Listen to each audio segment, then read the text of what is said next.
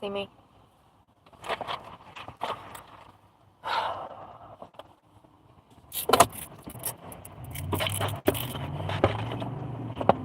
feel like that sunshine is like...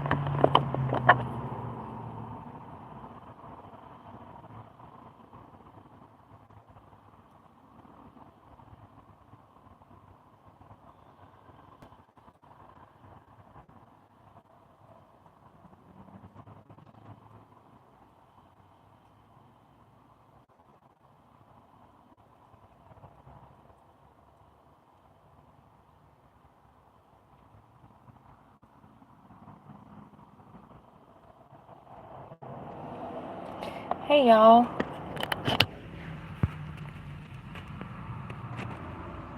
I always forget. I swear I'd forget my head if it wasn't attached.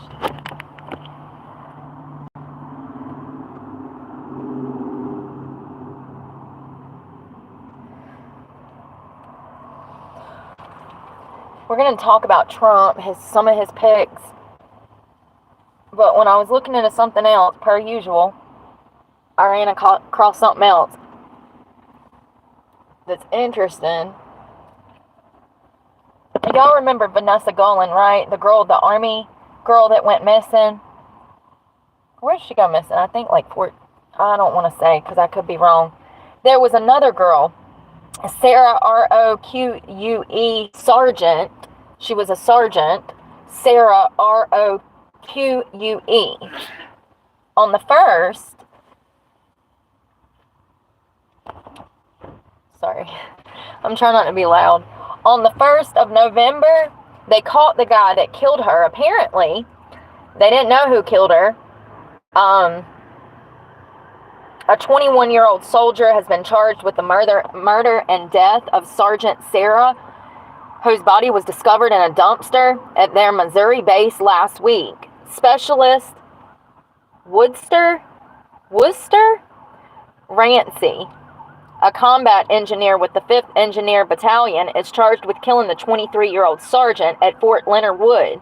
They were both stationed there, and it looks like on October 20th, around October 20th, she was reported missing.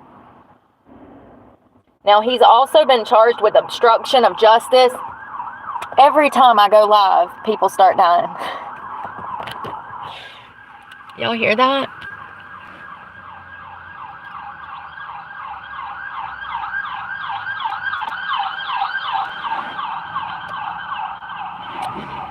So, this was Sarah.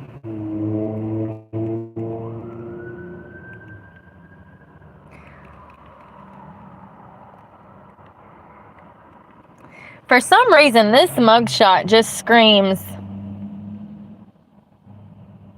I'm better than everybody. Do you see the way his eyes are like slit and then his mouth like turned up? I don't know.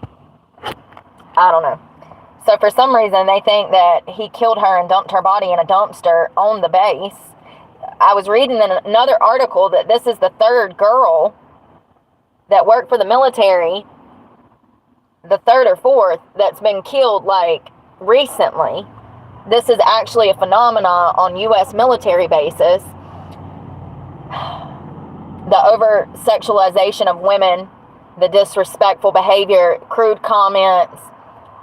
Women get sexually harassed all the time on military bases. It's very common. And when these women are done about this, they're silenced, they're demoted, or dishonorably discharged. So, this is crazy. So it looks like, I'm trying to think of his name, Wooster. It's Wooster. Wooster? Like, who would name their, like, Rooster, but with a W? He was also charged with obstruction of justice, and he's being held in pretrial confinement.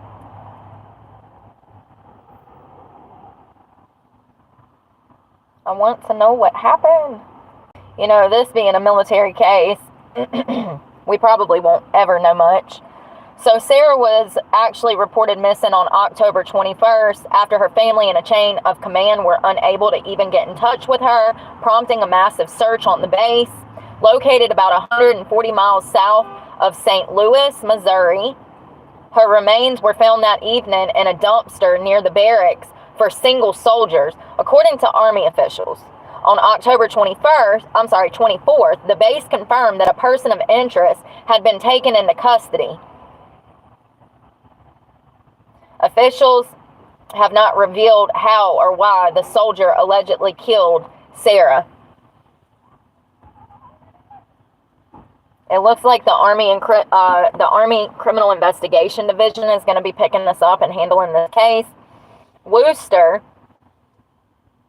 who was originally from North Miami, Florida, joined the Army in 2022 and attended basic combat training at Fort Leonard Wood.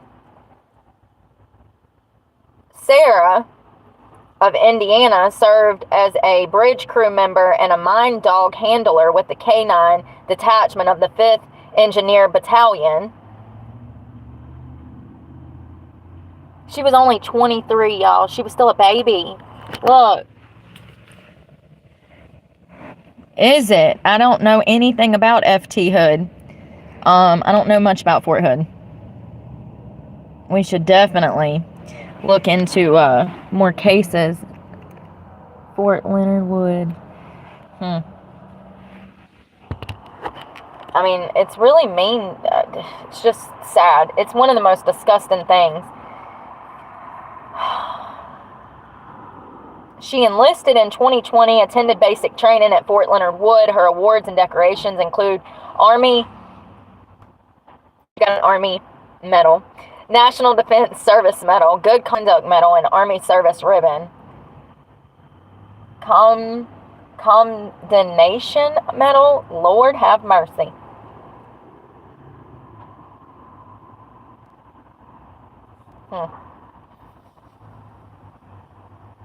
It looks like her fellow soldier says that she's going to be missed, that there will be a void in their team now.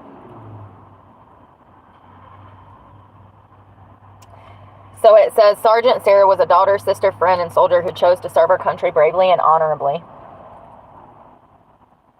I wonder what her cause of death was. I'm not going to go doing too much digging because I don't want to go off course, but we will pay attention to this because I read another article that said that women of certain ethnic backgrounds get this abuse a lot worse than white women on base. Going back to Vanessa's case, we all know that Vanessa, I think it's Gulligan, she was killed. She was in the Army.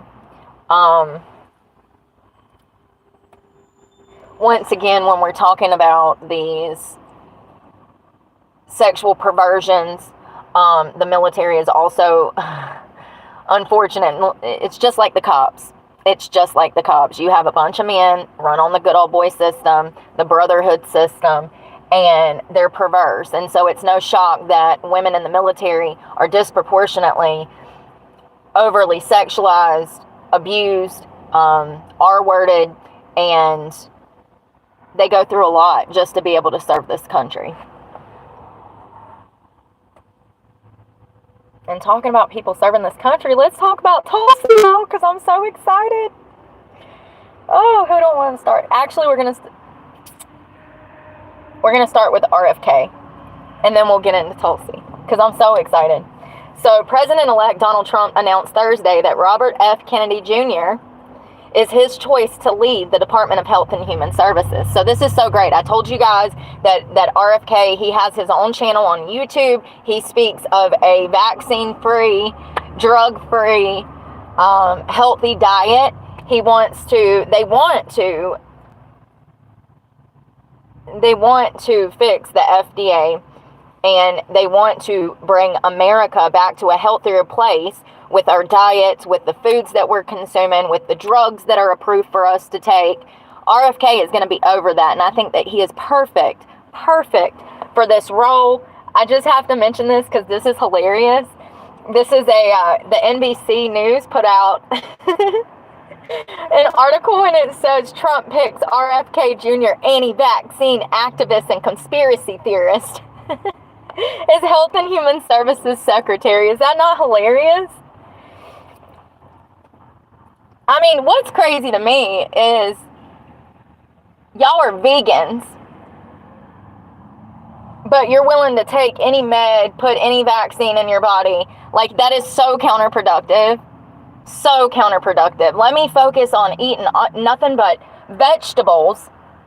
But yeah, go ahead and give me another vaccine. And while you're at it, give me 5 mental health drugs, maybe some Xanax and some Klonopin. And it is so counterproductive. It's absolutely crazy that they, actually the right and the left have been bashing Trump for this decision, picking RFK as the new director of Health and Human Services. I did my research on RFK, and I think that he is perfect for the position. Perfect. He couldn't have picked a better person. What it is that the right and the left don't want to face reality when it comes to medications and food.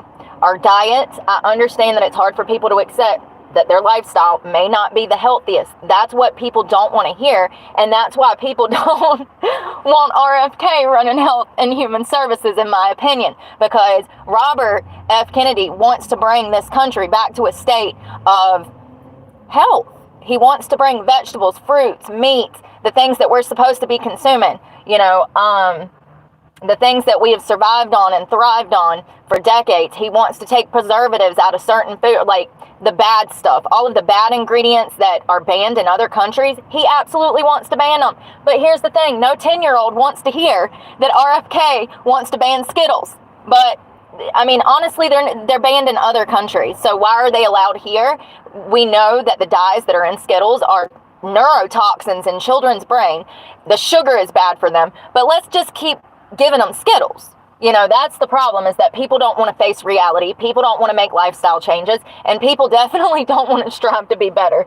So in my opinion, it's not an RFK problem. It's a society problem. And I know that if we do not change something with the FDA and the foods that we're allowing in this country now, the problem is just going to get worse. We have over half Americans that are overweight, and then another good portion that are obese.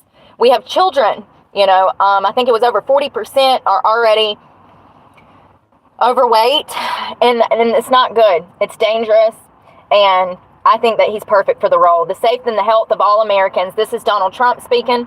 The safe and health of all Americans is the most important role of any administration, and that HHS will play a big role in helping and ensure that everybody will be protected from harmful chemicals, pollutants, pesticide, pharmaceutical products, and food additives that have contributed to the overwhelmingly health crisis in this country.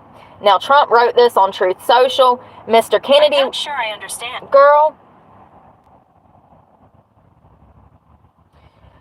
Mr. Kennedy will restore these agencies to the traditions of gold standard scientific research and the beacons of transparency to end the chronic disease epidemic and to make America great and healthy again. Love that.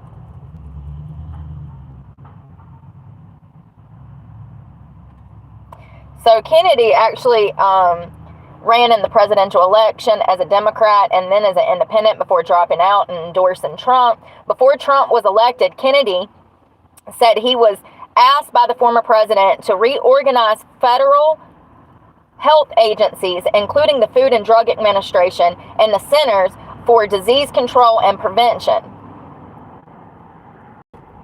Kennedy said, quote, "He's asked me to clean up the corruption, number one.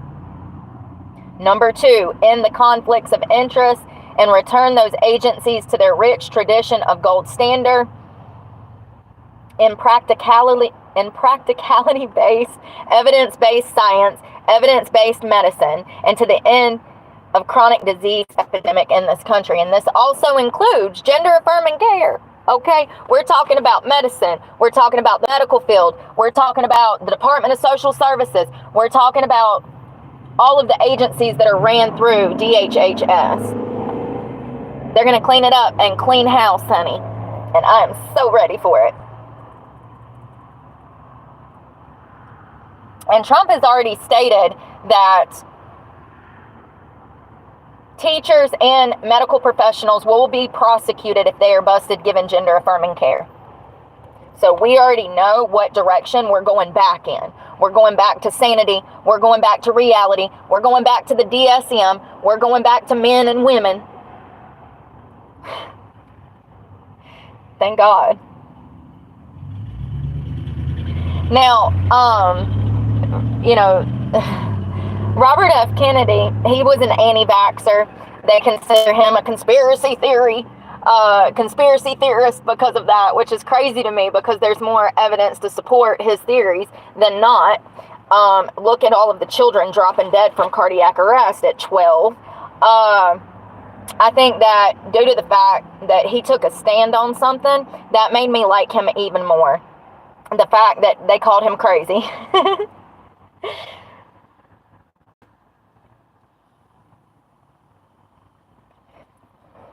So the Federal Department of Health and Human Services has a discretionary budget of more than $130 billion annually and a mandatory budget of nearly $2 trillion. Along with the FDA, Kennedy would also oversee the Centers for Disease Control and Prevention, the Centers for Medicare and Medicaid Services, the National Institute of Health, and the Agency for Toxic Substances and Disease Registries, among others. So he's going to have a big job ahead of him, especially given the state. I mean, it's just all screwed up from immigration, or resources are drained, or monies are, we're in debt. And it's going to be a hard job. It's not going to be overnight.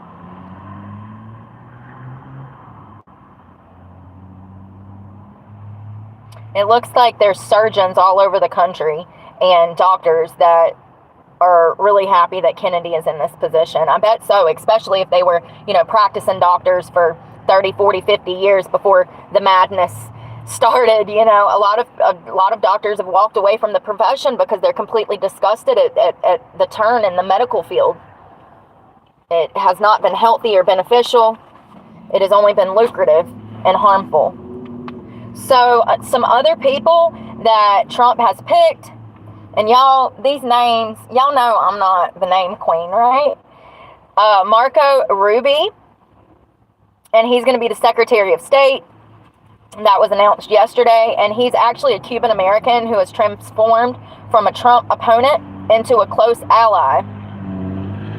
He is slated to be the first Latino to hold position. He brings deep foreign policy experience to the table. He's currently serving on the Senate Intelligence Committee and the Senate Foreign Relations Committee, and he has held Senate seats since 2011.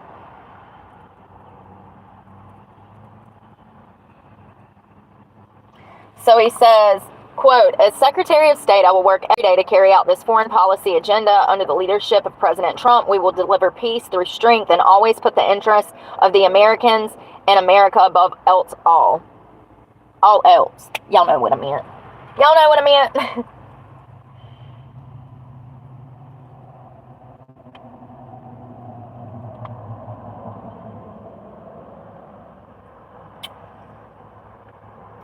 So this Matt, I don't know how to say his name, Gaetz,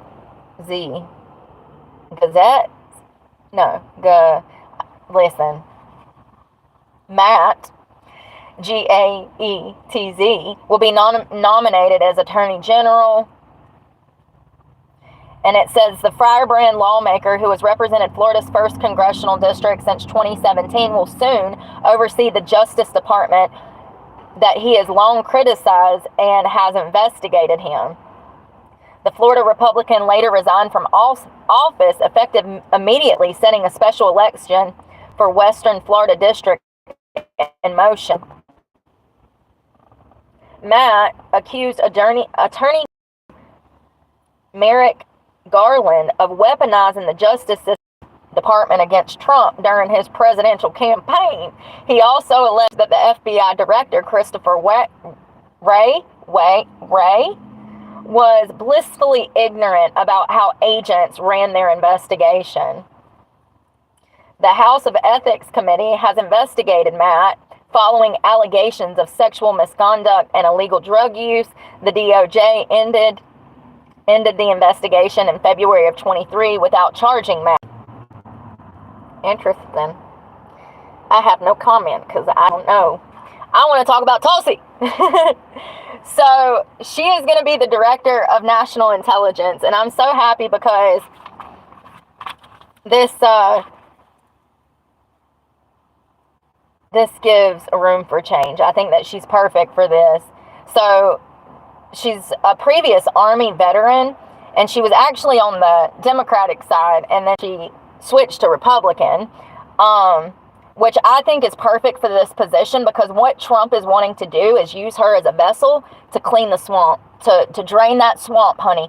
And if anybody knows, in my opinion, us women have the gift of intuition, and we can read people, in my opinion, a lot better than men because we're emotional creatures.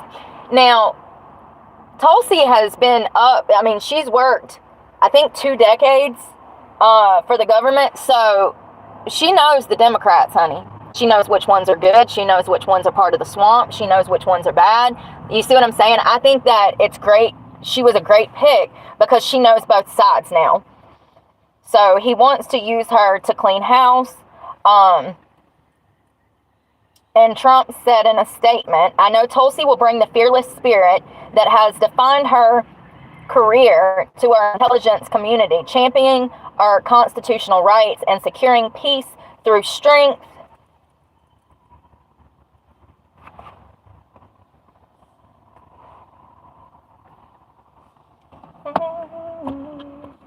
Always lose everything.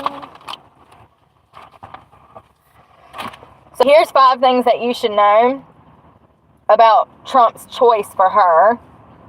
President-elect Donald Trump has tapped former Democratic Representative Tulsi Gabbard to be the next director of national intelligence, a powerful position that sits atop the nation's spy agencies and acts as the president's top intelligence advisor. Sorry, my brain went flat. Oh.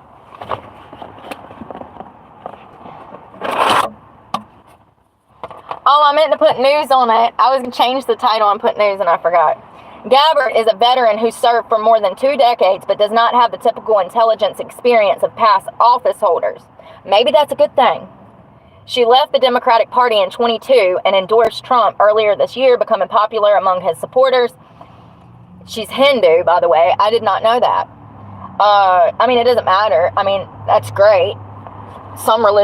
Any religion, in my opinion, is better than none, unless it's, this Church of Satan.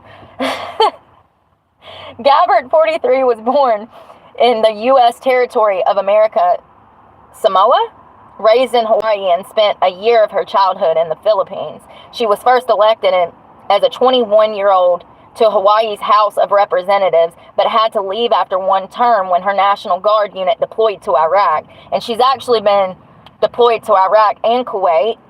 She was later elected to Congress, representing Hawaii as the first Hindu member of Congress. Gabbard was sworn into office with her hand on, that's probably her Bible, I can't say it, and it's the Hindu devotional work. She was also the first American Samoan elected to Congress. During her 4 House terms, she became known for speaking out against her party's leadership. Her early support for Senator Bernie Sanders in 2016 Democratic presidential primary run made her a popular figure in progressive politics nationally. Gabbard is married to a cinematographer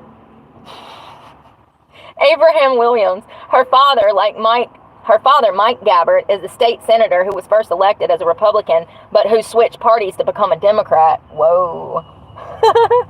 Imagine those Christmas dinners.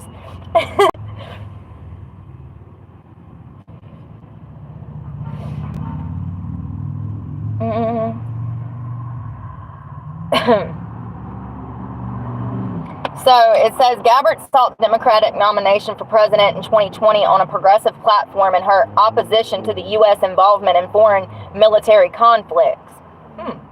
I did not know that. Citing her military experience, she argued that the U.S. wars in the Middle East had destabilized the region, made the U.S. less safe, and cost thousands of American lives. She blamed her own party for not opposing the wars. During one primary debate, she criticized then Senator Kamala Harris's record as a prosecutor. That is epic. That is a piece of history. It is on my channel. You can go find the short. She destroyed Kamala Harris in that debate. Gabbard later dropped out of the race and endorsed the ultimate winner, President Joe Biden. 2 years later, she left the Democratic Party to become an independent, saying her old party was dominated by elitists, warmongers, woke ideologies. She subsequently campaigned for several high-profile Republicans, became a contributor to Fox News, and started a podcast. Quote, "Today's Democratic Party is unrecognizable from the party that I joined 20 years ago."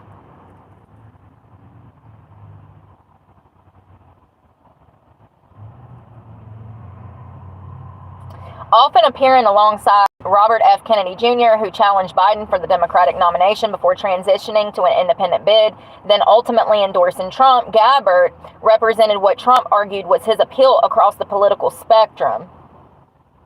Gabbard helped Trump prep for his own debate against Harris this year. In October, while stumping with Trump at a rally in North Carolina, she announced that she was officially becoming a Republican, calling the current Democratic Party completely unrecognizable. So Trump has given both Gabbard and Kennedy roles in his presidential transition, potentially giving them the influence to help his staff, his administration shape the policies and federal bureaucracy would pursue if he returns to the White House, and he is. Gabbard is serving in the Army National Guard for more than 2 decades and deployed to Iraq and Kuwait. She received a combat medical badge in 2005. Participation in combat operations under enemy hostile fire in support of Operation Iraq Freedom III. That sounds dangerous as hell. Unlike past directors, she hasn't held any senior government roles. She served for 2 years in the House of Homeland Security Committee, though.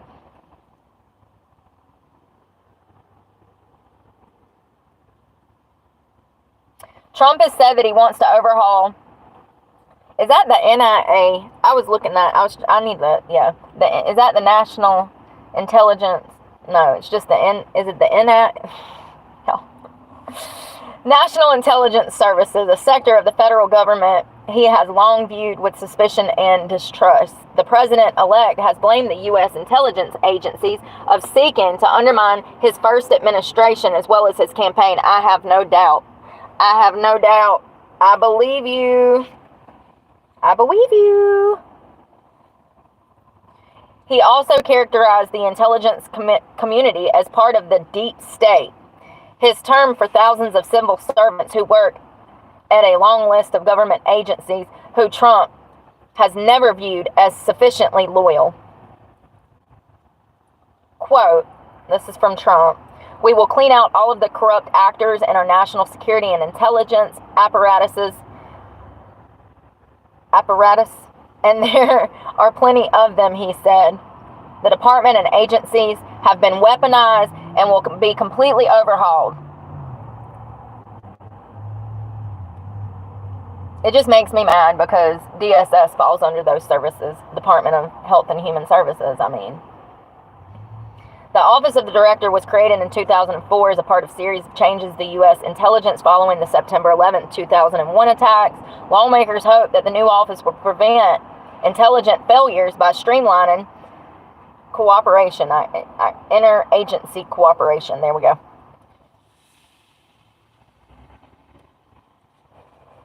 I think that he is like killing it with the pigs. I really do. I think he is making good choices. This is not a stupid man. This is a very smart man, clearly.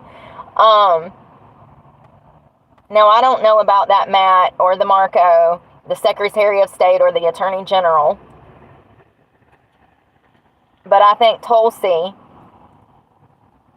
for the National Intelligence and Robert F. Kennedy for Health and Human Services was perfect. I'm looking to see if there's any new ones. John Ratcliffe is going to be the CIA director. Central Intelligence Agency. Trump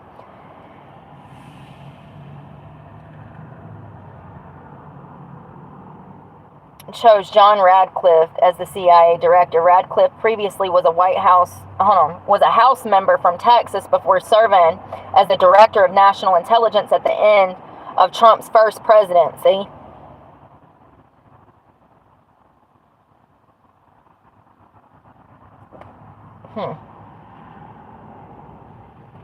My lip stuff is like, there's not enough on one side and the other side has too much, and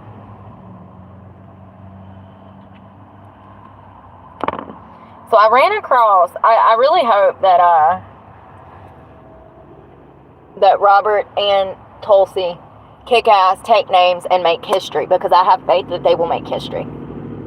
Let's talk about this idiot that got busted for DWI that was on the city council. And here's the thing. Y'all, when I saw a picture of this woman, I said, yeah, she's a mean one.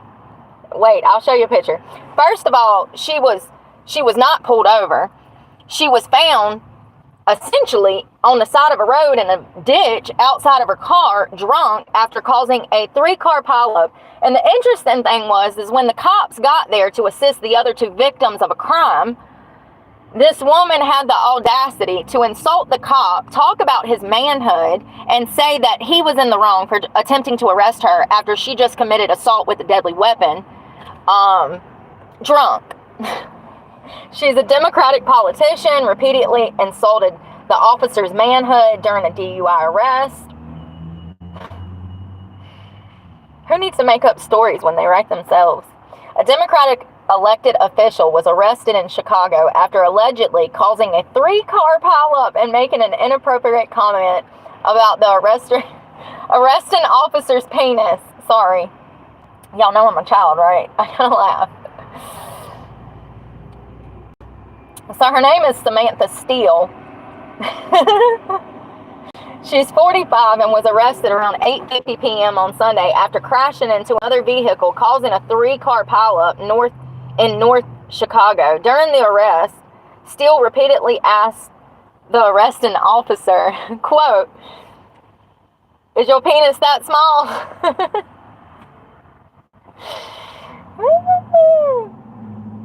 Let's see if I can find a picture. So first of all, tell me she don't look like a Karen in the making. Listen, y'all, you can't all other covers, but see, I got this thing of intuition, and I can tell you that she was a pain to work with and to be married to. Some people you can just look at them and tell, honey. Listen, if you can't see it, then you ain't got this gift. That's all I know. As soon as I saw her, I said, yeah, she looks like the type. Yep. She probably been drinking at all her kids' soccer games for 20 years, and nobody even, well, actually, probably everybody knows that she's a raging alcoholic, and nobody says shit because she's high up in government. And you know, the sad thing about alcohol is that the majority of society doesn't even really recognize it as a drug, when it's absolutely one of the worst drugs that we've ever legalized. It's the worst drug we've ever legalized. So it says that the Chicago police arrive on the scene and observed excessive damage to the involved vehicle and found Steele lying on the sidewalk. So they observed that her eyes were bloodshot, glassy. They also smelled a strong odor of alcohol coming from her breath as she spoke. They noticed that there was a open bottle of wine in the passenger floorboard. So she was literally drinking and driving, baby. She got an open bottle of wine going down the road, and she had probably done that thousands of times. After Officer asked Steele how much she had had to drink, she replied, "I want my lawyer. I'm not talking to you." She refused to perform a sobriety test and was arrested and handcuffed. Rather than calling her attorney, this is what I found interesting, is she throws her buddy under the damn bus. She tries to say that she's going to hire this attorney, Scott Britton, but he's not even a practicing attorney anymore. So you know she was drunk when she's out here throwing around names like she's got weight in the system, and she's too dumb and drunk to even realize that this guy is not a practicing attorney anymore. He politely referred her to a criminal attorney. How embarrassing. They done printed this guy's name like he's an associate or friend of hers. Still is being charged with, this is what I don't agree with. This is the good old boy system working for her. She was charged with a misdemeanor driving under the influence. I'm sorry, what?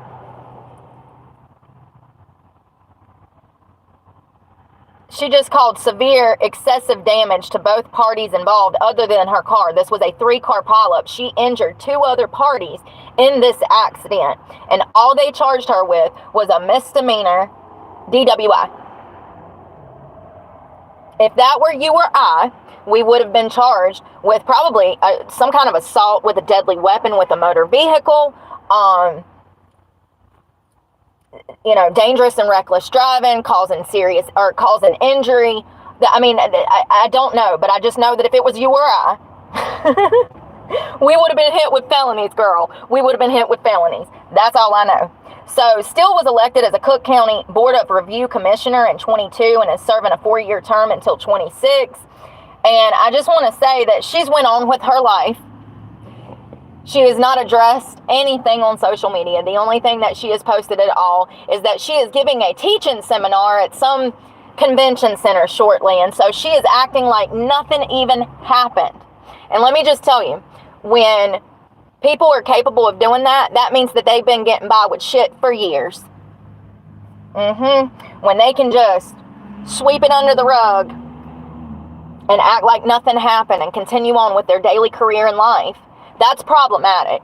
In my opinion, if you were working in government and you were holding a state job, if you were convicted of any crime while in that position, you need to automatically be fired. Bye-bye.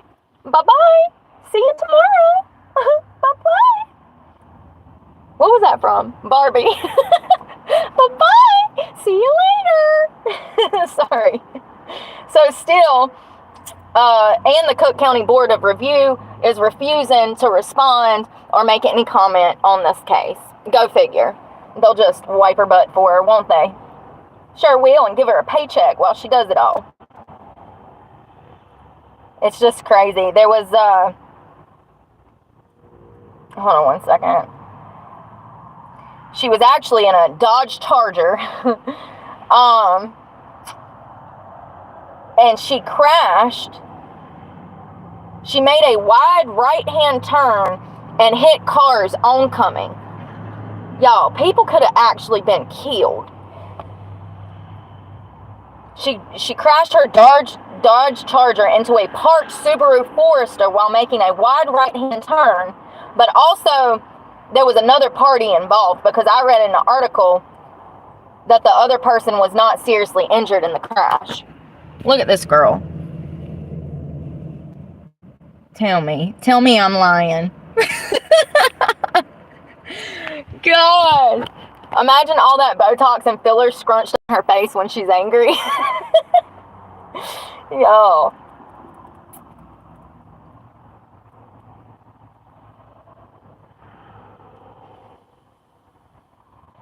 So, she didn't start taunting them until they put the handcuffs on her, and then that's when she got mad.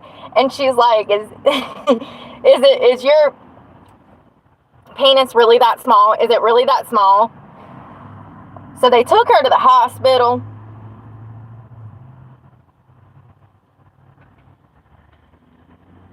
She was fine. She was complaining of her head hurting. Yeah, girl, it was from that red wine. It was from that red wine, honey. You need to go find Jesus, not the bottom of a bottle. You've had too much.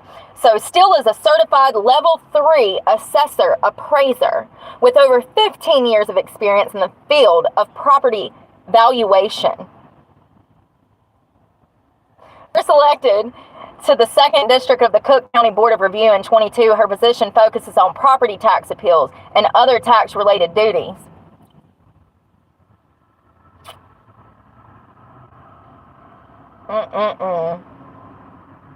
And we'll never hear about that again. She'll get probation. They'll sweep it under the rug. Must be nice.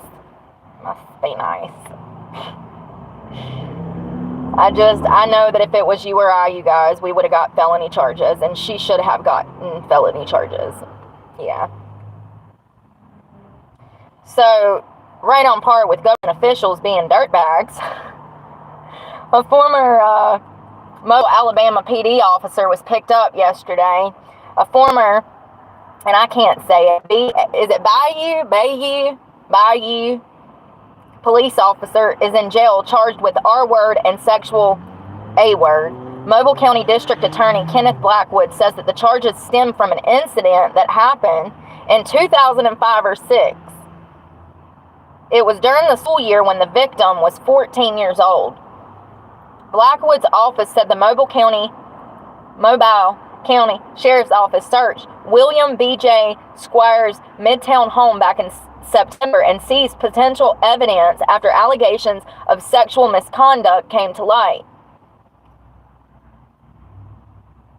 The sheriff said that this arrest did not come out of that search. This happened before he was a police officer. This victim, who was afraid to come forward back at the time of the incident, saw a lot of publicity around it and came forward to the district attorney. We spoke with her, we corroborated some things that she told us, and we presented all of that to a grand jury. Squires was fired from the force on October 21st. The mayor said that the decision to terminate him was related to an incident that he admitted to. What a creep. A Mobile County jury indicted the 38-year-old on first-degree R charges, second-degree R charges, sex abuse first, and sex abuse second charges on Friday. They are frying this guy.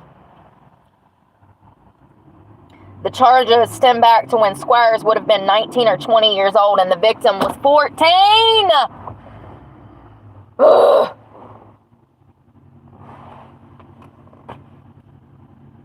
First of all, let me show you a picture of this guy because I wasn't surprised.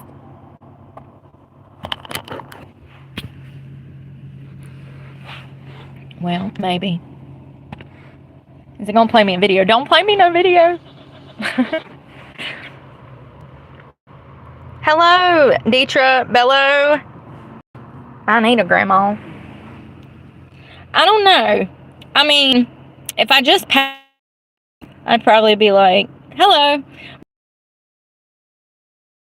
Now he looks creepy. Like, what a weirdo. And why are all these cops out here becoming perverts? It definitely makes you scared. So the victim was 14. He would have been 19 or 20.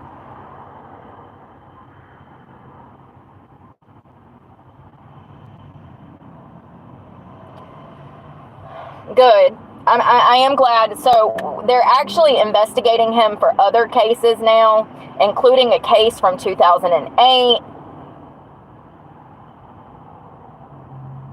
when some guy says that his daughter was 12 and this officer was busted texting this 12-year-old girl.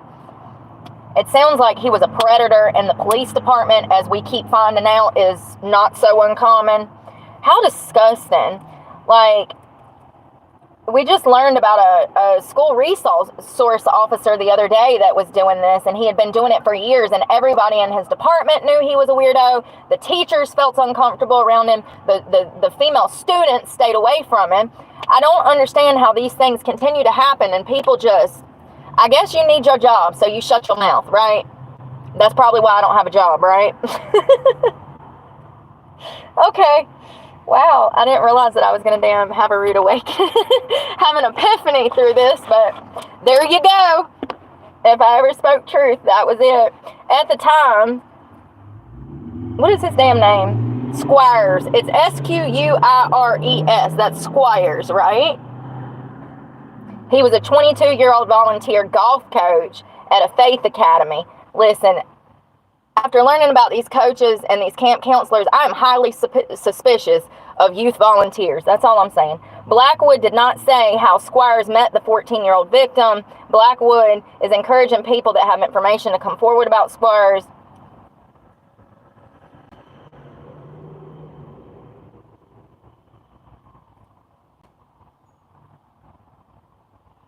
So it says the Mobile County District Attorney's Office has secured secret indictments from a Mobile County grand jury for William B. J. Squires, and those warrants were executed Tuesday morning. So this is still an ongoing investigation. It looks like they have forcible R-word,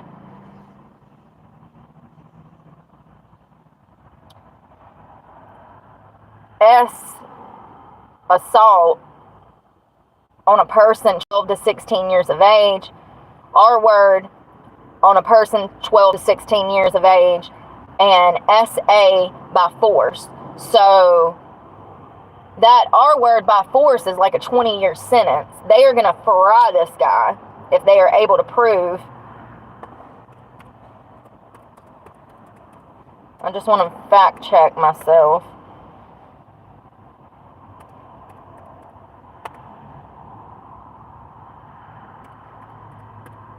God, I hope they never search my damn computer. They're going to be like, why are you looking up R-word by force?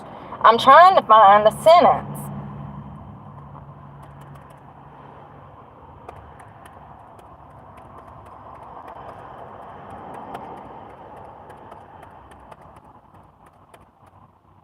You got to type every damn word out, because if you don't, Google won't give you nothing. Yeah, so it can range from half a decade to several life imprisonment, several years to life imprisonment in many states.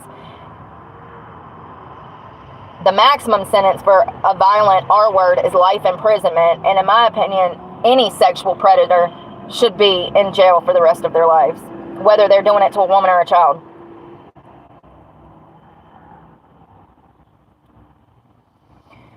What a weirdo. What a weirdo.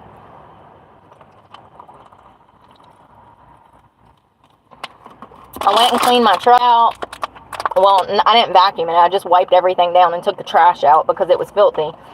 I reorganized everything.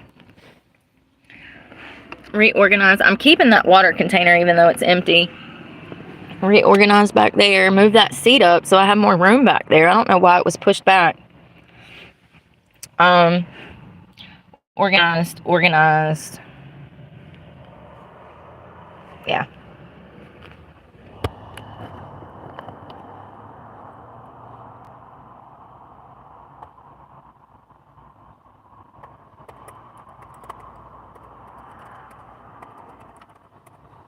Y'all, did y'all know there was people stuck in space?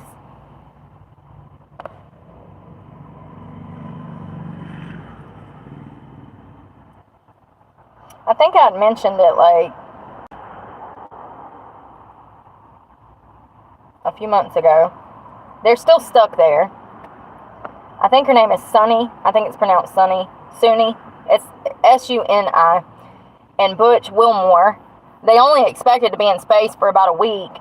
But it's been over 150 days and they're still stuck up there. They've been stuck at the International Space Station. How many months is that? Brooke. That's like 4 months, right? Over 4 months.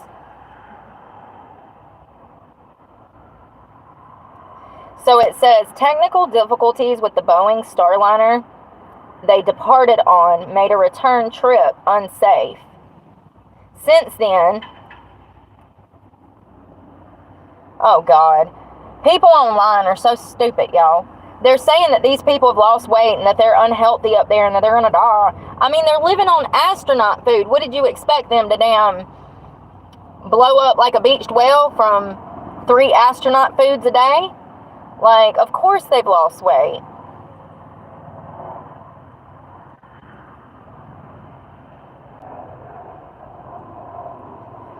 The astronauts each follow an individual diet and fitness routine to stay healthy while in space.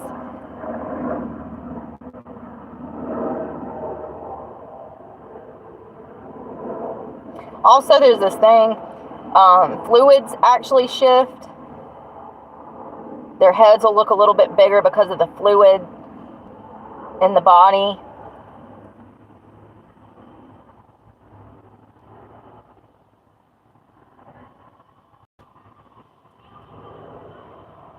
The astronauts work out in space for more than 2 hours every day. The fitness routine includes running, biking, weightlifting. You can do that in zero gravity? That's interesting, I think.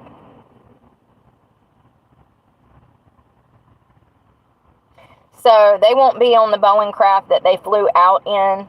NASA, instead, they will come back with SpaceX launch. Elon out there to save them. That's Elon, right?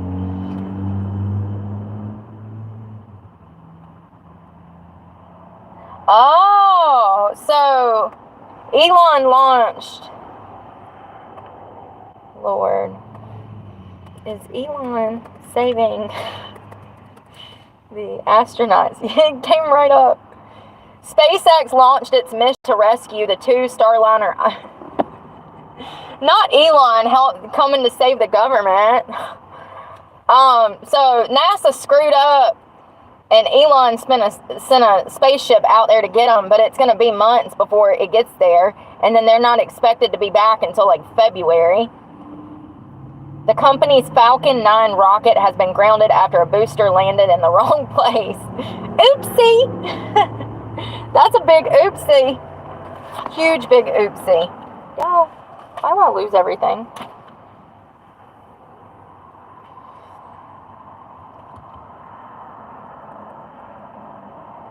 That's a big oopsie.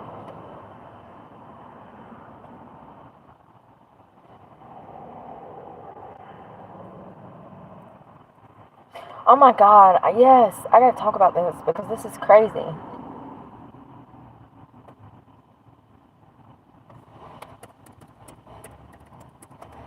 This lady got out of jail, and y'all, she shouldn't have got out of jail.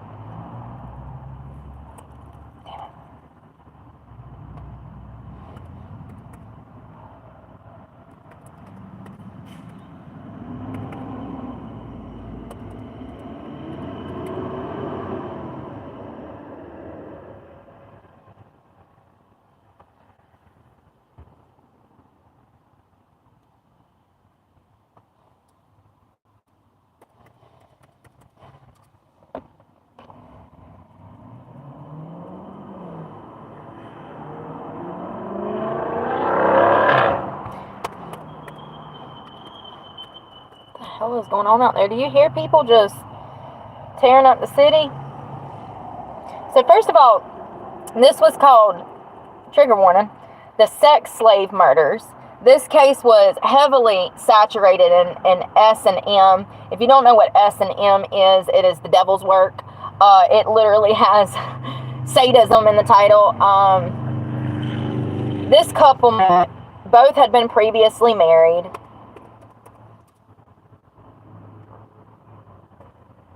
My computer's not working.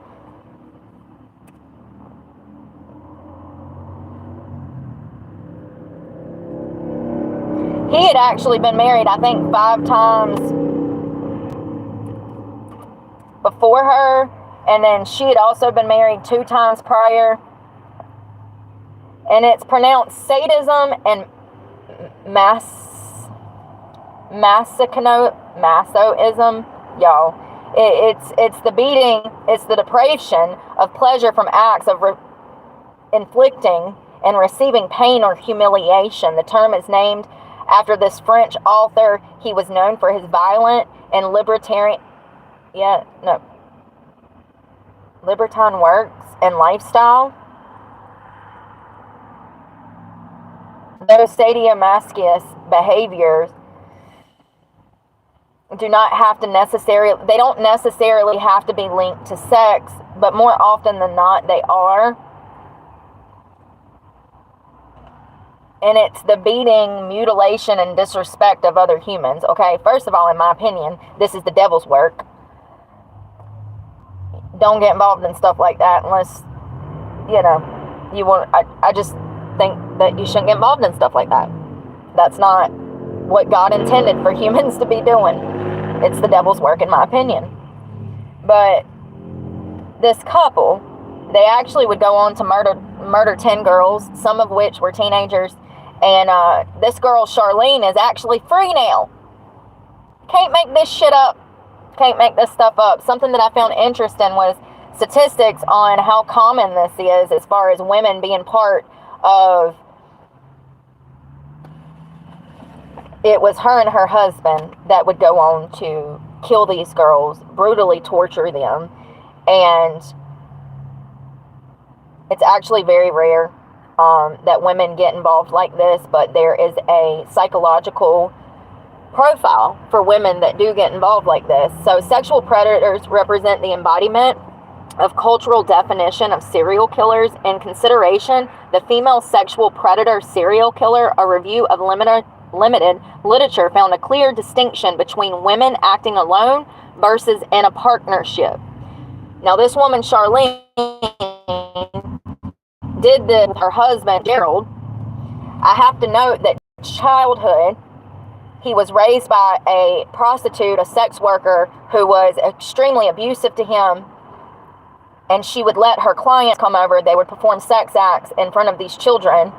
And Gerald grew up being abused also by the clients of his mother. Several of his mother's clients even sexually abused him and often begged to be hugged. He often begged to be hugged and was frequently left unclean and hungry. By the age of 10, he was arrested for his first felony offense.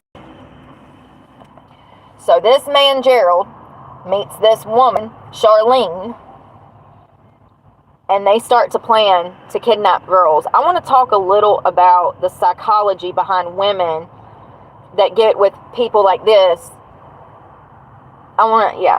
So, several theories offered to explain the behavior of women in teams: shared psychiatric disorders, Stockholm syndrome, post-traumatic stress disorder, battered women syndrome, and gender role socialization. Analysis of each with specific case examples found that gender role socialization appeared to be the most inclusive, explaining the participation of women in teams as well as providing insight into both the criminal justice system and the overall responses to female serial killers as well as violent women more generally. The analyst concludes by describing the implications of the above speculations within the realms of prevention, treatment, and research, specifically concluding that women can commit willful violence, that low base rates should not impede attempts to understand and prevent such violence. Serial killers are predominantly male. Most serial killers are male. A recently completed study identified 62 female serial killers, which is 17%, and 337 male serial killers operating in the United States, which is 83%, between 1825 and 1995. This study was done by Hinkey in 2002. The study found that 73% of serial killers were Caucasian and 22% were African, 3% were Latinos, and 1% were Asian, and also 1% was another race ethnicity. Furthermore, Approximately 28% of all serial killers had one or more partners. There were 47 serial killer teams between 1875 and 1995, with female offenders participating in 17 of the teams. How many? 47. 47 out of 17, 17 out of 47. That's a good portion. The majority had 2 members, with the largest group having 5. Oh, like the Manson family. Okay, I get it. Of the 62 female serial killers from 1825 to 1995, 68% had acted alone, and 32% acted with a partner. Like Arlene Warnes, she acted alone. And actually, that's interesting. We'll talk about that in a second. Within the female serial killers, 84% were Caucasian, 25% were African American, and 1% were Asian.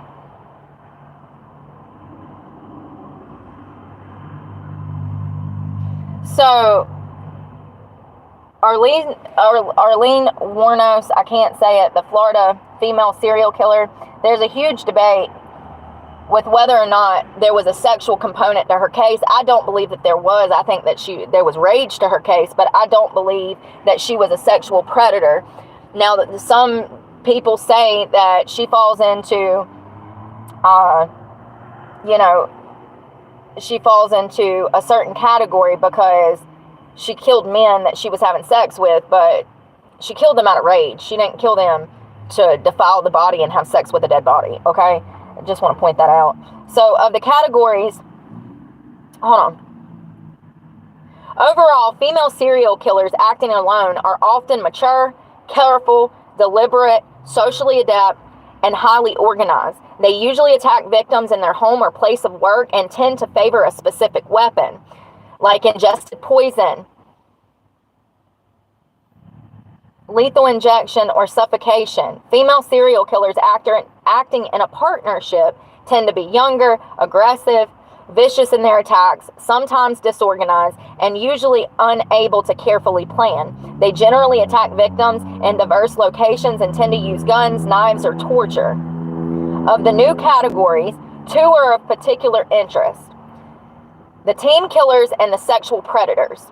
Team killers, representing about 1/3 of all female serial killers, come in 3 forms: male and female teams, female and female teams, and family teams. The male-female team is the most common, and the crimes are often sexual in nature, with the female member typically being about 20 years of age, with a violent career lasting about 1 year. All female teams tend to be active for up to 2 years, and the family members are usually in their mid-20s.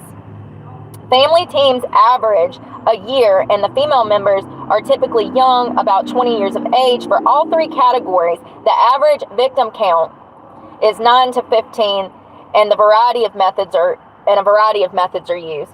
So when we see women teaming up with either other women or a man or a family to commit these type of murders, usually the victim count is 9 to 15. That really stuck out to me, and that's before they're able to catch these perpetrators. They've done killed 9 to 15. That really stuck out to me.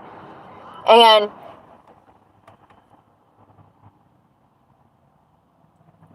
sexual predator serial killers systematically murder others for sexual motives, but there has only been one identified female sexual predator acting alone in the United States. The sole example was Arlene Warnos.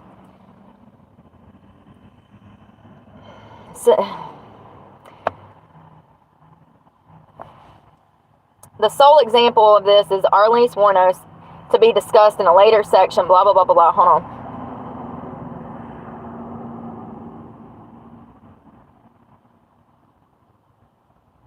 A female sexual predator serial killer acting alone is a relatively rare thing. As mentioned above, there has only been one documented case in the United States. It is useful, therefore, to consider whether female acting within a team are active or passive participants.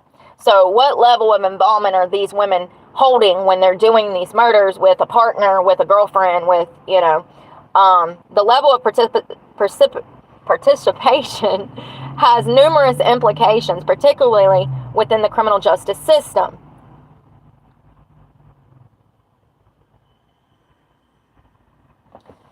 Much of what was written about serial killers is academic, and with resulting theories and speculations not applied to actual cases. To concretely evaluate the exploratory power of theories presented, the following descriptive histories of sexual predators, blah, blah, blah. And, I read somewhere that we shouldn't even consider her like a sexual predator serial killer because there was no sexual component to her killings, and I agree with that. But let's talk about Charlene and Gerald, because their story is interesting, and it's kind of weird how they even ended up together.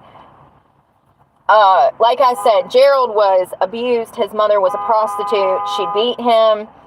She allowed her clients to sexually abuse him. It's horrific. By the time he was 10, he was robbing neighbors' homes, and this would be the start of his criminal career. He had 23 arrests and served prison time after being convicted of other robberies prior to being busted for murder. Something that was very striking to me is the complete opposite childhoods that these two people had. Charlene was born in California. She was smart, and she came from a very supportive home. Her parents gave her any and anything that she wanted. She was an only child. They kind of put her up on a pedestal and let her know that she was special. And she frequently traveled with her parents. Her mother was in a car accident, and Charlene had to take over her mother's responsibility. And she would travel with her father all over the country. When was this? The 1950s, I do believe. 1956. So that was a privilege back then. Most people weren't flying around the globe in 56 as a small child. They said that she was educated, articulate, young, pretty. She had all of these great things going for her. And unfortunately, the trajectory of her life began to change as a young adult. She started using drugs and alcohol. She has been described as loose. She was overtly flirty. She would flirt with anybody, real handsy. And she had this behavior with her own male co-workers, and she was despised at work and developed a reputation as a nymphomaniac. For those that don't know, nymphomania is the urge to fornicate all the time. So she ended up getting married twice, and her first husband was a young man who was addicted to heroin. And he swore that Charlene kept trying to make him have threesomes and orgies, and the marriage would ultimately fall apart because she kept trying to hire a prostitute. She was enamored with lesbian sex. And it says that the marriage fell apart. They divorced because Charlene's first husband also detested the fact that Charlene's parents interfered in their relationship. Charlene's next husband was a soldier who Charlene described as a mama's boy. She became bored with him, and then they separated. When Charlene asked whether they might have sex with his wife, the married man whom she was having an affair ended the relationship quickly. Okay, so then after she's divorced, she's over here fornicating with a married man, trying to ruin his marriage, trying to have a threesome with his wife. The wife don't even know that Charlene's up in the damn bed.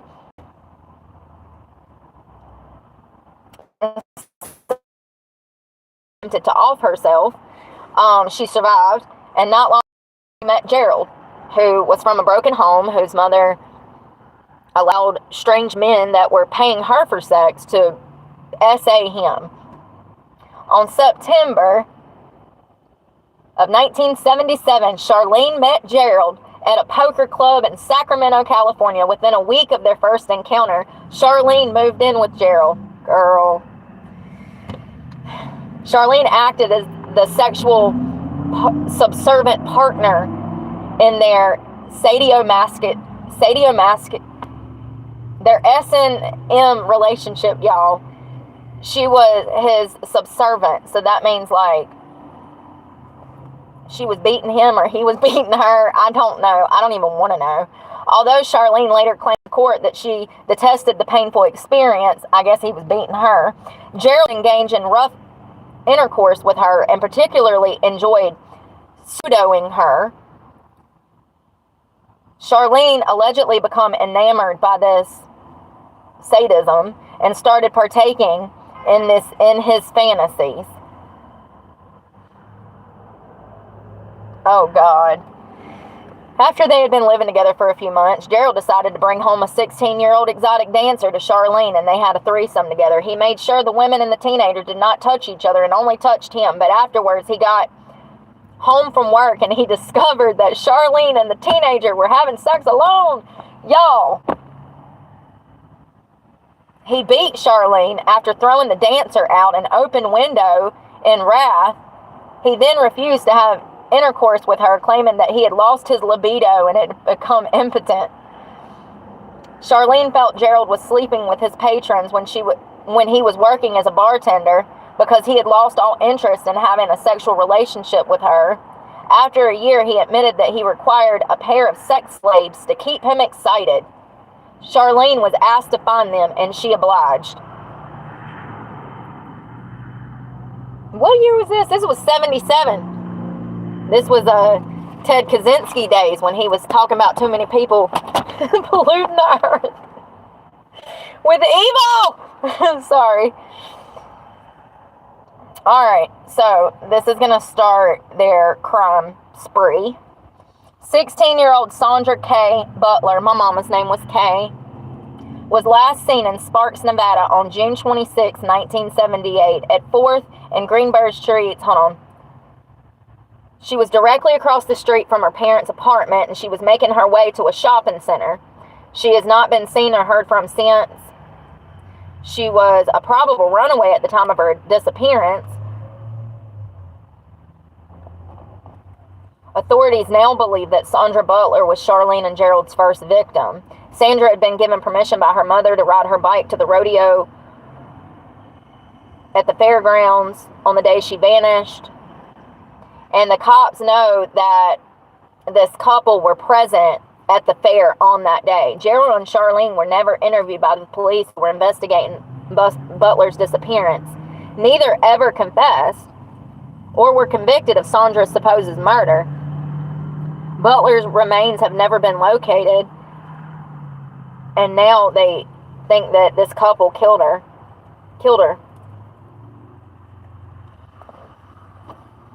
1 year after Sandra disappeared, on June 24th of 1979, the couple would kidnap 2 adolescent females from the same fairgrounds. It was exactly a year after Sandra went missing. If that is true, this lady is free now, first of all. If that is true, then they need to be looking into this cold case murder from 1979 because 1978. Because if this is true, why has this woman not been rearrested and retried for another murder? It just makes me sick that this woman is free out here. 2 adolescents, Kippy Vaughn, 16, and Rhonda Shelford, 17, they vanished from the Sacramento Mall in 78. Charlene tricked them into going back to the couple's van. They were both shopping at the Sacramento Mall. And I read somewhere that they were baiting these young girls with the promise of marijuana and alcohol. I have no doubt that that's true. The girls were restrained by Gerald after he threatened them with a firearm. The 2 victims then repeatedly essayed. The following day, Gerald and Charlene drove out to Slaughterhouse, California, where Gerald ordered the 2 girls out of the van. He put them in a ditch. He struck one of the girls with a tire iron before swinging around and beating the other girl. He finally pulled out a .25 caliber pistol and shot each girl in the head once. One of the girls tried to take off running. The bullet had only lightly grazed her skull Oh my God. She was killed when he went back and fired 3 more shots in her head. Charlene, who would later tell a cellmate how ecstatic she felt during this particular crime.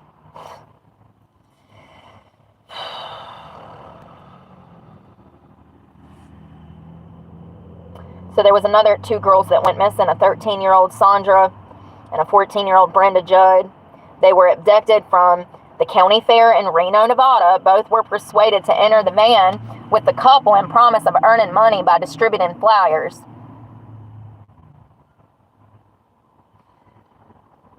Gerald repeatedly assaulted the 2 girls in the back of the van.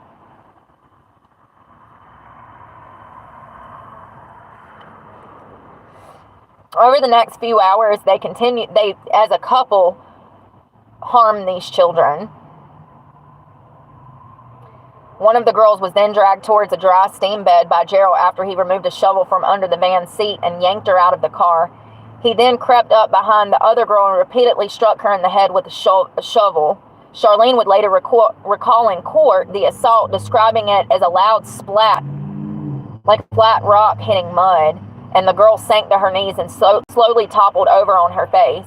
After killing Judd, Gerald dug up a large pit, placed the 2 girls' naked bodies inside of it, and covered it with a rock. The teenagers were listed as runaway for 4 years until Charlene confessed to the murders during the 82 trial. Their remains were not found until 20 years later, November of '99, by a tractor operator, and they were identified. On the morning of April 24th, 1980, Gerald woke up Charlene, demanding, "I want a girl, get up." After some time spent driving around, he came upon 2 teenage girls exiting a bookstore, Stacy Ann and Karen Chipman Twiggs, both 17-year-olds. On the pretext of smoking some marijuana, Charlene approached the 2 females and invited them to travel with her in the van. The girls back to the van incurred. Gerald met the girls with a .357 Magnum and they entered the back of the van. He quickly commanded Charlene to drive and ordered the girls to undress. He abused them.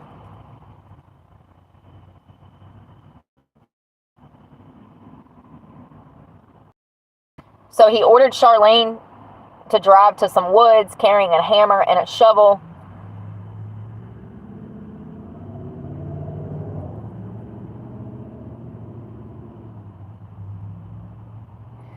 So 3 months later, picnickers discovered the coyote-ravaged remains of Karen and Stacy. They were in a shallow grave 20 miles outside of Lovelock, Nevada. They had been assaulted, tortured, and suffered massive and fatal head injuries by blunt force trauma. They died from blunt force. And it's crazy because Charlene in an interview said that she saw those graves moving. So she said that once Gerald covered them up, she could still see movement in the soil. So while hitchhiking on June 6th of 1980 in Port Orford, Oregon, 21-year-old Linda Aguilar was abducted, murdered with a blunt object, and buried in a shallow grave. Aguilar had accepted the couple's offer for a ride while traveling with them in their van. Gerald threatened Aguilar with a .357 caliber revolver while Charlene was driving. Aguilar was 4 months pregnant, and relatives reported her missing on June 20th. Why do y'all wait 2 weeks to report her missing? German tourists found her body 2 days later. The victim's wrists and ankles were bound with nylon cord. Her skull was broken, but an examination revealed that she may have been buried alive, since sand had been found in her mouth, throat, and nose.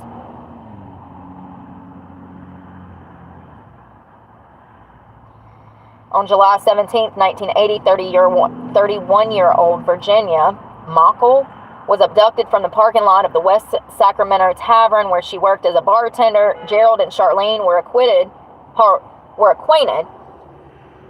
with Virginia and had frequently been served drinks by Virginia. Virginia was SA'd by Gerald, who then forced her to beg for her life after Killing her by strangulation, he discarded her body in a pond. Her skeletal remains, still bound with nylon fishing line, were found 3 months later outside of Clarksburg.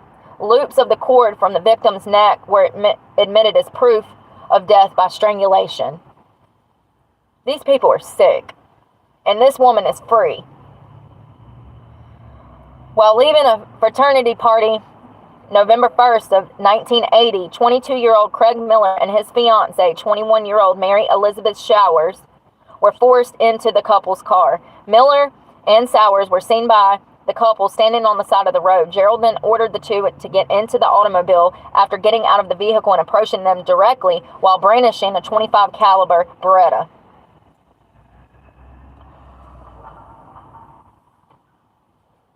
Once again, after taking them to a remote location, Gerald ordered Craig out of the car. As he turned to approach the front of the car, Gerald pulled out his pistol and shot Miller in the back of the head while his fiancée watched. Gerald then fired 2 more shots into Craig's head as he lay lifeless on the ground. His body would later be found at Bass Lake, California. Gerald got back in the van and ordered Charlene to drive to their apartment. Once back at the apartment, Gerald took Sowers into the bedroom and assaulted her for hours. Afterwards, he ordered Charlene to drive to a rural area in Placer County, California. Once there, Gerald ordered Mary out of the car and he shot her 3 times at point-blank range.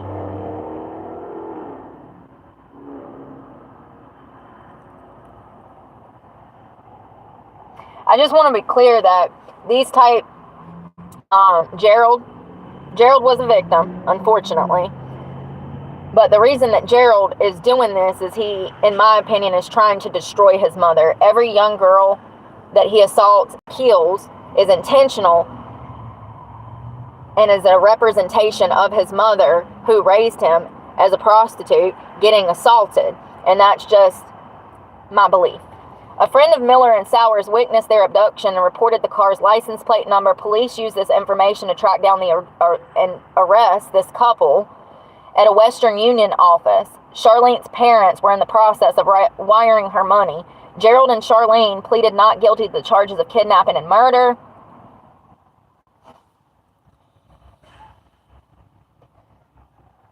The reason that Charlene is free is because she turned state's witness and rolled on Gerald. Charlene's attorneys were eventually able to convince prosecutors in several states and counties to allow Charlene to testify against Gerald for a plea deal and a reduced prison sentence to 16 years and 8 months. We're talking about 10 human baby girls. 10 human baby girls who were out doing nothing wrong. And this woman is free. So if y'all want to talk about child killers and child abusers, I got one for you today. Here she is, Charlene. Like, it's just crazy. Charlene Williams is her biological name. In June of 1983, Gerald was sentenced to death in California for the murders of Mary Beth Sowers and Craig Miller. In June of 1984, Gerald was convicted in Nevada for the murders of Karen Twiggs and Stacy Redclin, and subsequent sentenced to death. Nevada overturned that death sentence in 1997, but he would go on to die in state prison from cancer, awaiting execution. In July of 97, Charlene completed her sentence and was freed.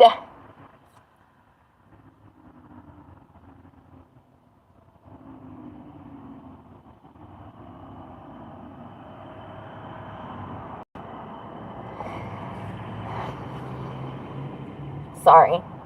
Her statement is just a crock of shit. She said, some victims died and some victims lived. It took me a long time to realize I was a victim. Girl.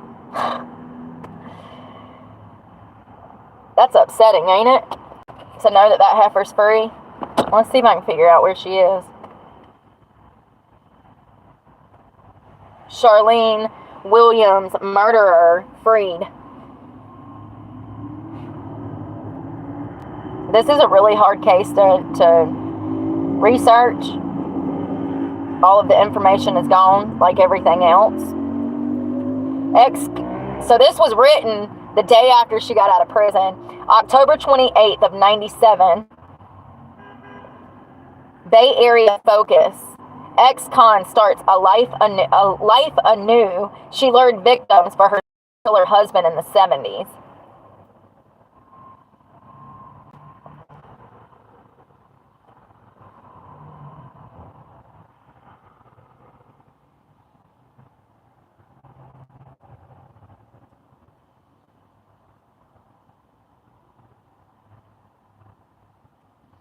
I just don't feel like she should have been free.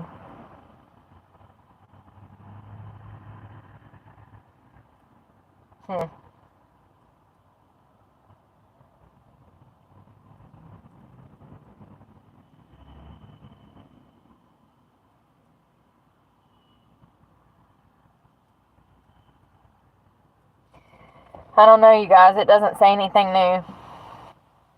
That's just crazy, that it's infuriating that people like that can dang.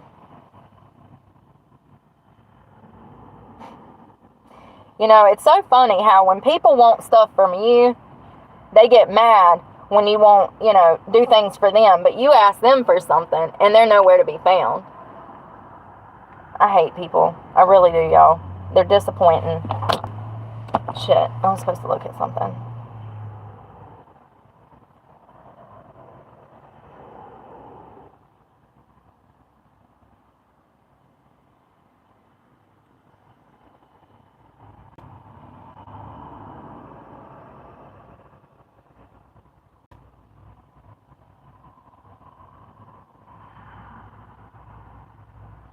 And in my opinion, Arlene Warness, or whatever her name is, I can't say, y'all know.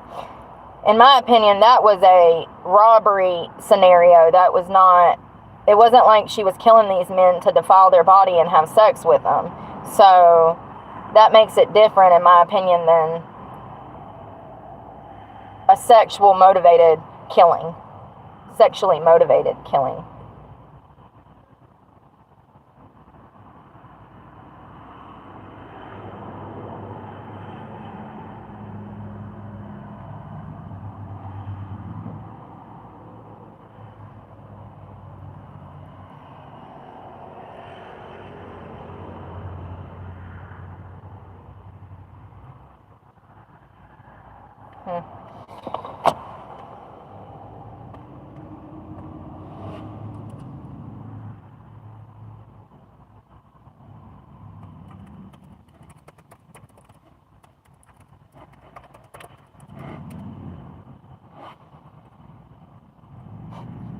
Undocumented immigrant tells CNN he supports Trump for the economy. Ain't that funny? It's so funny. The irony. I can't make this stuff up. Oh, Lake and Raleigh murder.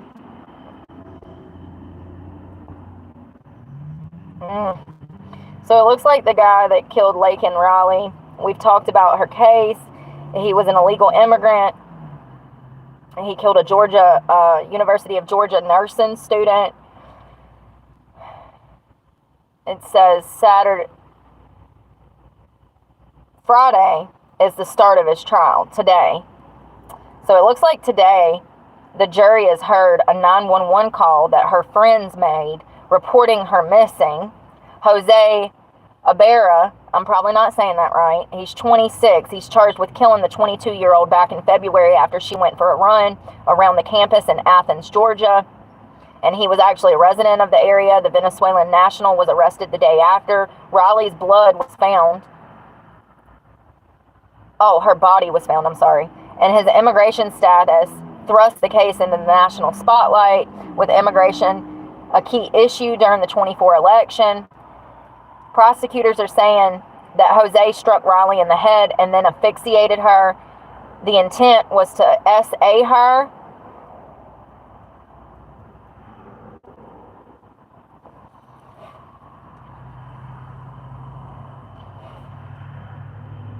It sounds like her friends really loved her. It says, we did everything together. We had family dinners, family TV nights, and movie nights. Lakin brought a sense of joy to all of our lives that have been missing since. Y'all, and she was gorgeous. She wasn't just gorgeous, but she was also smart with a big heart. What I've learned about her, Aileen was a battered woman, absolutely. And I think that that ultimately led to some of the poor decisions that she made, you know? And that's why when I say it's a miracle that I'm even in my right frame of mind, I mean it. I mean it. Because I could have went that way a long time ago. And if anybody would have the right to do so, it might have been me. So she went for a run and never come home. Imagine doing a simple task like going, well, it ain't a simple task. That's a big task. But imagine going for a run and you never see your friend again, your daughter again.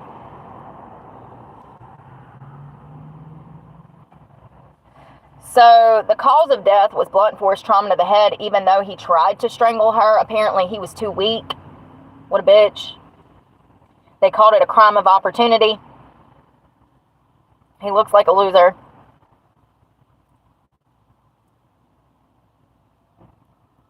So they started tracking his movements through surveillance, camera footage, and then they arrested him. He was charged with felony murder, aggravated battery, aggravated assault, false imprisonment, kidnapping, hindering a 911 call, and concealing the death of another. In total, he faces 10 charges. He was living less than a mile from the campus. And Jose arrived in the U.S. in September of 22, having crossed the southwestern border illegally in El Paso.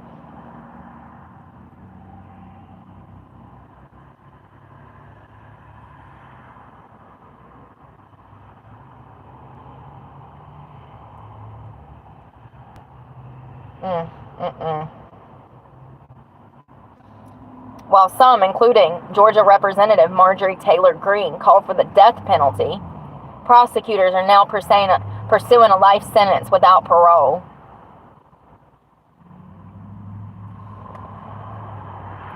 If anybody qualifies for the death penalty, it's this guy. I don't know why they go so lightly on these things, you know? They really do, though.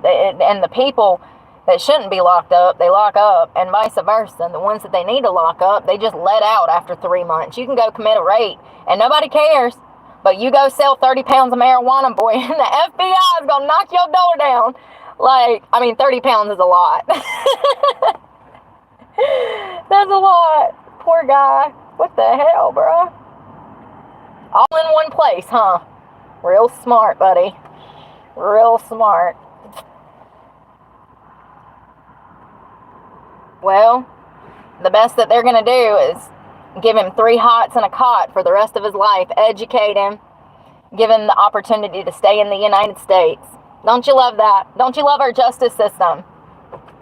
Our justice system. Well, I'm about to run. About to run.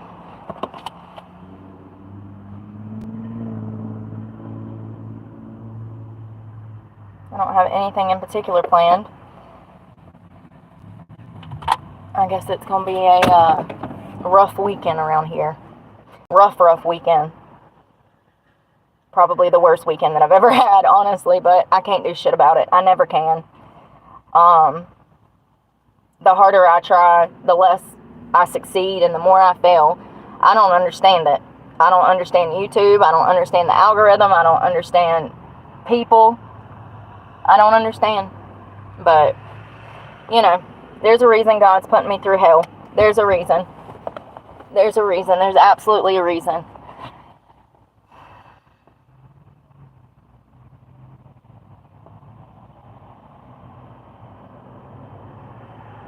There's absolutely a reason. There has to be. I haven't been through this hell for nothing. And if I stop believing that I go through this hell for nothing, that I might actually give up. So I have to believe that God has a plan, because that's the only way that I can survive, is to put faith in Him and pray that He knows what the hell He's doing. It doesn't look like it, but I have faith in Him, because that's all I can know. That when you do bad things in life, Society makes your life smoother. If you're complicit in evil, everything will be provided for you. If you're agreeable and evil, then your life will be easier. But doing the right things and being a good person is 10 times harder than being a sack of shit. So I just keep reminding myself that eventually things will get better. All I know is that things have not been good for over a month now. And it is a miracle that I'm even functioning. It's a miracle because I've never been this low before in my entire life. Even when I was in foster care, life was not this bad. This is the lowest low that I have ever been, and it's progressively gotten worse since I got clean. And you know, by all accounts, it's going to get 10 times worse. From the market that I am seeing, I've been to 120 places this week for work, and not one single fucking place has called me back. Not one single fucking place has acted even slightly interested in hiring me. Not one single place even said that they were potentially hiring. And yet again, because of this, I'm in a worse off position than I would have been if I wouldn't have been looking for that fucking job. And it's like, when does it end? How many thousands of fucking businesses do I have to go into to get a job? How many thousands? How many thousands of people do I have to talk to just get hired somewhere?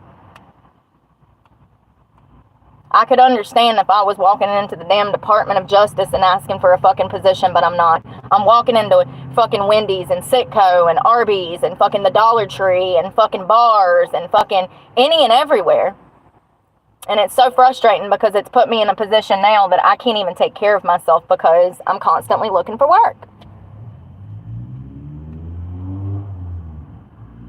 I don't know. I can't do anything about it. I can't do anything about it. I just know that if most people was in my position, they'd be in a fucking mental hospital. I know that without a fucking doubt. I know it without a fucking doubt. Without a doubt. Without a doubt.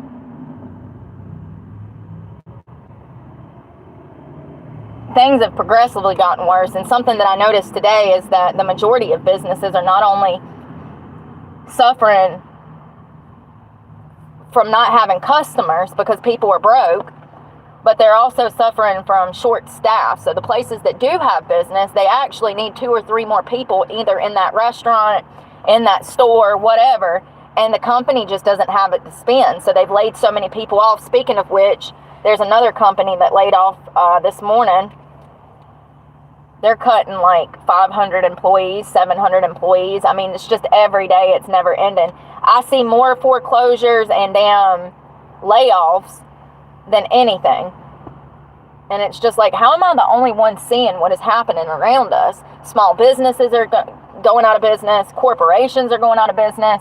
What are we going to do next year when half of the damn economy is shut down because we don't have any business left?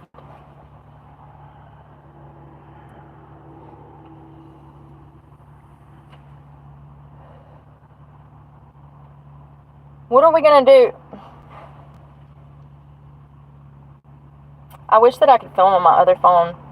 That's what I need to do. I need to go to Boost Mobile and switch my phones over, y'all. The reason that I haven't been able to go live with y'all is because freaking I don't have YouTube on this phone. I deleted it and now it won't let me re-download it. Even though I have so much storage.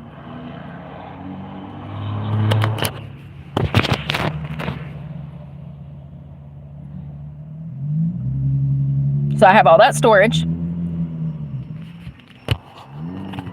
But when I go to download it, it won't let me download it. It says that I don't have enough storage to download YouTube again. Now, I've had to do this periodically. Delete it, bring it back, delete it, bring it back. Thank you, Troy. I saw your comments, by the way. Thank you. I'm going to go put most of that in my gas tank. That's another thing, like, gas is going back up. I don't know if y'all have seen that. But I've noticed that gas is already going back up. We just had the election. It ain't even been damn 2 weeks. And what did I tell you? What did I tell you? I said, y'all don't get comfortable with these cheap ass gas prices. I said, give it right after the election. They'll shoot back up.